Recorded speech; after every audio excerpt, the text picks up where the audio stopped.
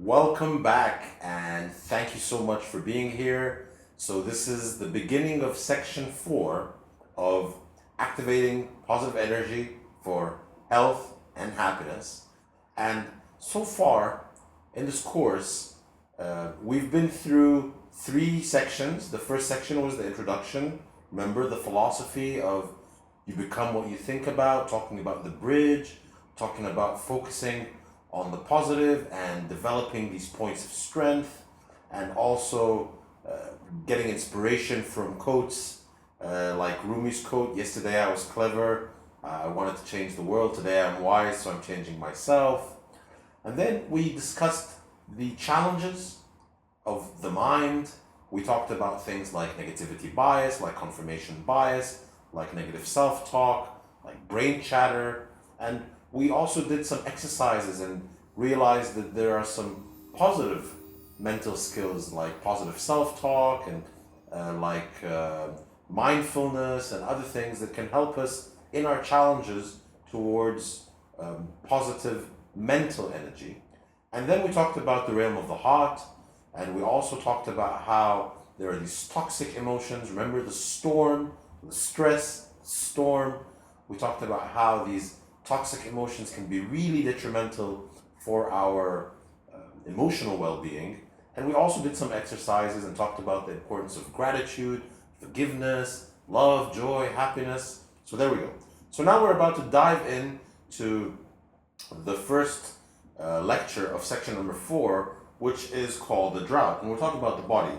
And let me start again with this dialogue that we normally have about this specific section or this subject. And it's this question: what are 3 unhealthy eating habits that don't serve you or support you? So 3 unhealthy eating habits that you're aware of. Like we all know, we've read, we've been exposed to, the dangers of excessive sugar, the dangers of like a very high carb diet, like these white carbs, like the white pasta, the white rice, the white bread, the vanilla ice cream. We talked also about, we're aware of, the importance of having a balance. And let me just share with you, because when I was younger, I was not so conscious of nutrition in general. And, it would be very normal for me in a typical day to have melted cheese sandwiches for breakfast, followed by lots of carbonated soft drinks, have some fried foods like or pizza or cheeseburgers and french fries for lunch, and then have a family dinner, which was in Egypt composed of pretty heavy meals, with lots of butter and oil and ghee and carbs. And even though I was quite an active person, I was really overweight. And this was because my nutrition levels were just, my nutrition awareness was just zero. So I'm very grateful and blessed to have been able to become more aware of the importance of this fuel that we're putting into this amazing engine that we've been blessed with, this instrument to take action into the world, to make a difference in the world. So, fuel. So here's this picture of this cracked, dry earth, the drought. First one, dehydration. So this is the first physical challenge. I don't know anybody in my personal, vicinity, whether it's friends or family or partners, or that drinks the 2 or 3 liters of fresh water that we're supposed to drink every day. Most people get it from the tea and from the coffee and from the juices, but pure water? I don't know anybody who actually, I don't even do it, and I say that we have to do it. I probably get about a liter and a half. I should get double that. So dehydration. The body is more than 80% water. We need water to function at our optimum, our most optimum, our mental clarity, our physical well-being, our fluidity and all that stuff. So we need water. Lack of exercise. So I always like to talk about this law of thermodynamics, I believe. Energy can neither be created nor destroyed. It can only be transformed, transmuted from one kind to another. So if you're feeling lethargic, it is because you're not exercising enough. Say that again. If you're feeling lazy, it's because you're not exercising enough. It's the chicken or the egg. And if you're full of energy, it's because you are exercising. So the more exercise you do, the more energy you will have. The less exercise you will do, the more lethargic you will feel. It's that simple. That's the way it works. So dehydration, lack of exercise, lack of sleep.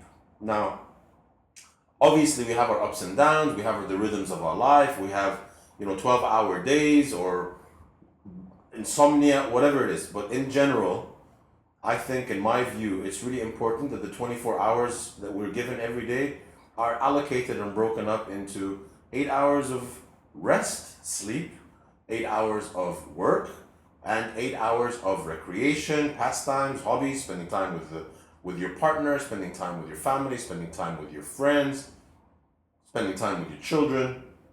This balance. But we need sleep because it is during sleep that we, if we're building muscle, that's when our muscles regenerate. It's when, we repair tissue. It's when we heal. It's when we get this mental clarity. It's when we let go of a lot of stress, dreams, all these things. So sleep is really, really crucial.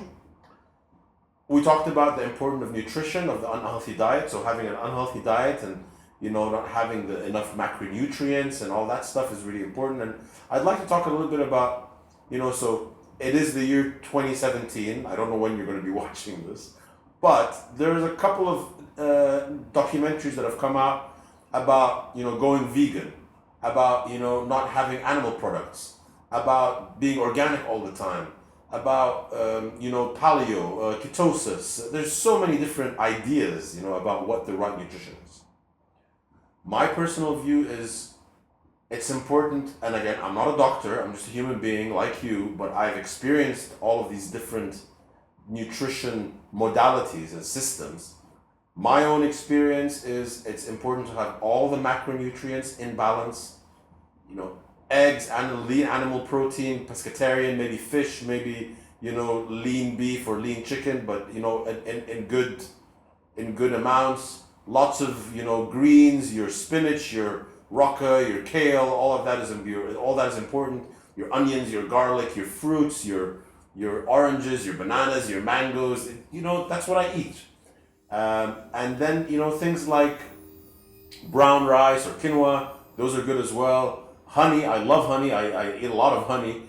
So what I'm trying to say is, in my personal view, having this balanced macronutrients and just eating real food, eating the food that nature has given us in balance, that's the way I do it, right? And then negative environment. So, the negative environment, the environment that we live in, what we surround ourselves with, it's really important to be aware of that and be able to make small changes in where you spend a lot of your time to make it more appealing and more conducive to your own well-being, your own energy. So those are our physical challenges. And I'd like to just speak a little bit about the science behind why exercise is so crucial in activating this positive energy for health and for happiness, right? So let's talk first about endorphins. Endorphins are the body's natural painkillers, and they block pain. And when we exercise rigorously or do like strength training, they help us to cope with the pain by activating the body's natural painkillers. So endorphins are released when we lift or we do stressful or strenuous exercise. Serotonin boosts our mood and makes us more agreeable and sociable and results from aerobic exercise. And serotonin also lingers in our system after we finish exercise. So if I've done 40 laps, or I've went for on the elliptical trainer for like an hour, I went down for a bike ride, and I come back home and I take a shower and I'm just chilling out, I feel fantastic for a good 3-4 hours afterwards. That's the serotonin. Dopamine is the pleasure hormone, and it is stimulated when we strive towards a certain goal. Since dopamine is associated with goal achievement, setting a distance or a time target or lifting a certain amount on the bench will stimulate its production. So when we talk about endorphins and we talk about serotonin, we talk about dopamine, the different way that you design your exercise routine will have a direct effect and impact on which of these happy neurotransmitters are being released. So it's really interesting. If I just go for a bike ride, I'm going to probably release serotonin. But if I go for a bike ride and try to beat my last lap time or my last around the block, that might release serotonin and dopamine. And if in the middle of it I just go and I start to do some heavy chin-ups and some heavy squats and stress it a little bit on the muscles, I might end up releasing endorphins. So just being aware that the reason exercise is such a great way to handle stress and to activate positive energy and boost your own health and boost your own happiness is very much because of these happy neurotransmitters. At this point, we've just finished the first lecture of section number 4, which is about the challenges, the negative challenges, and physical challenges to the environment and the body.